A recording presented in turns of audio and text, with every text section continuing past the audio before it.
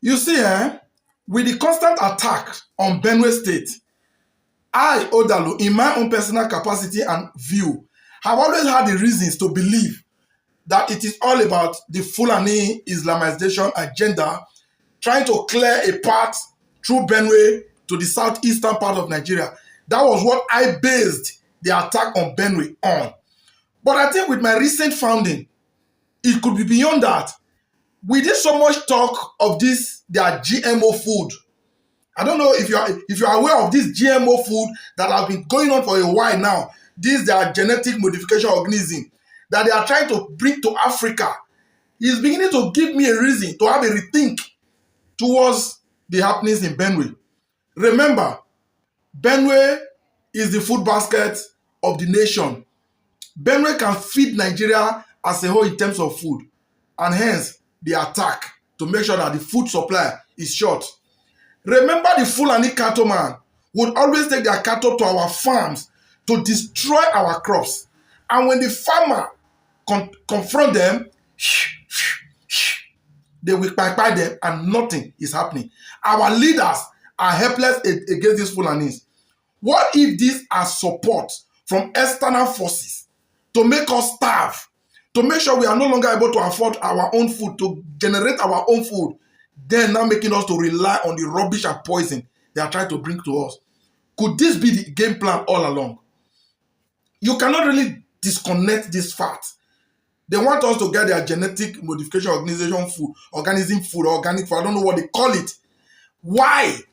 Africa don't need, not Nigeria alone now, Africa as a whole don't need anything from Europe in the name of food. We have the richest soil. Anywhere you throw anything in the soil of Africa, it grows and becomes food. So this genetic whatever, what are they bringing it for? The same people that don't like Africa, the same people that think Africa is overpopulated and not useful to the globe, and not useful to the economy of the world, and that they should be depopulated, are bringing these things, and we have leaders who have nothing in their head. I felt very, very bad when I read that from the, I think that was from the NAFDAC DJ. I don't know what they call this woman. The woman I'm displaying right here. She said, and I quote, like I'm displaying up here now, he said GMO foods are not bad for us. She's telling the world now that we Nigerians will be fine with the GMO food. Why? How?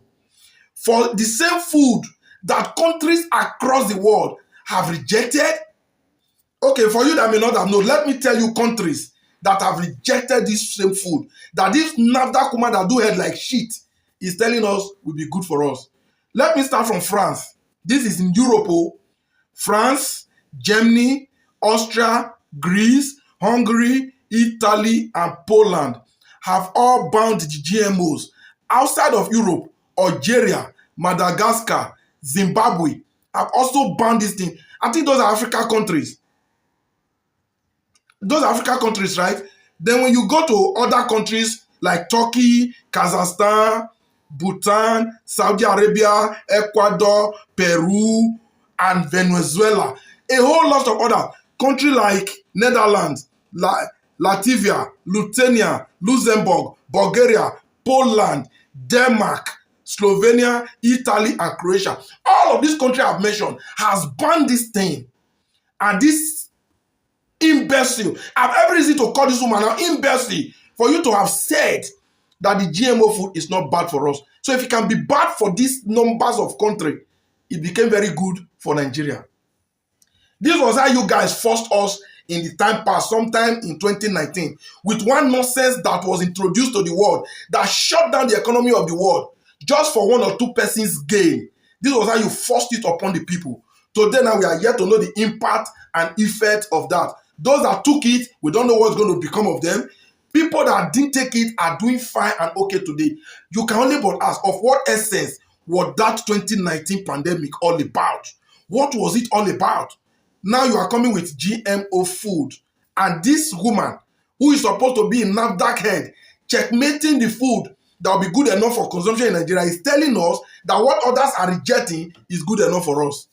Now I know why there are fake products, when I mean fake NAFDAC number across all consumable goods in Nigeria. perhaps being issued by this woman and her agency. Is it not in this same Nigeria that a certain prophet Jeremiah Motefefo had issue with VDM, and the issue was based on Jeremiah having NAFDAC number in the miracle water and other soaps he was selling. And VDM took the fight to NAFDAC, said, did you certify this number? Did you give this number to this product? After so much heat and pressure, they denied giving out that number. Now, if you denied giving out that number, which means somebody has forged your number to sell food and consumable items to the public, what did NAFDAC do about it? Nothing. That is how you have fake product, fake consumable product across the countries of Nigeria. We're having fake NAFDAC numbers. Either NAFDAC issued them or didn't issue them, but NAFDAC is doing nothing about it. So if somebody say we don't have NAFDAC, will you say I'm wrong? Obviously, we don't have anything like National Food and Drug Agency. They are just a bunch of new idiots taking money from the highest bidder to dish out number, and they don't even check. NAFDAC only come after your product when you've not gone there to say, okay, I'm going to take now. And you have the audacity to tell the Nigerians that the GMO food will not be bad for us, whereas it's bad for other sane and civilized nations.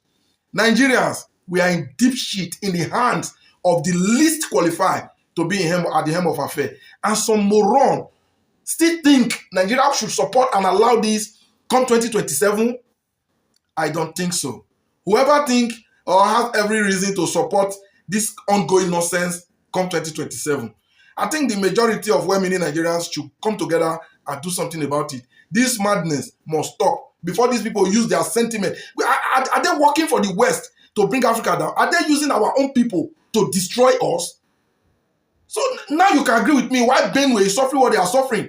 A state that can feed the country is being that terrorized because they want our food supplies to be cut short. Then will now fall back to the poison they are trying to supply.